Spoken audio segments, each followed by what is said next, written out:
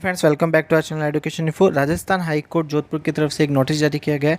Notice के अंतर्गत इन्होंने ये इन्फॉर्मेशन अवेलेबल करवाई है कि आपका जो एलडीसी पोस्ट के लिए एग्जामिनेशन हुआ था उसका सेकंड फेज़ मींस आपका जो टाइपिंग टेस्ट है उसका डेट इन्होंने जारी कर दिया गया है। यहाँ पे बात करें डेट की तो यहाँ पे जो डेट है आपका 5 जुलाई से 7 जुलाई के बीच में जयपुर में रहने वाला है। जो इनका हेडक्वार्टर है वहाँ पर, वहीं पे इनका एग्जामिनेशन कराया जाएगा।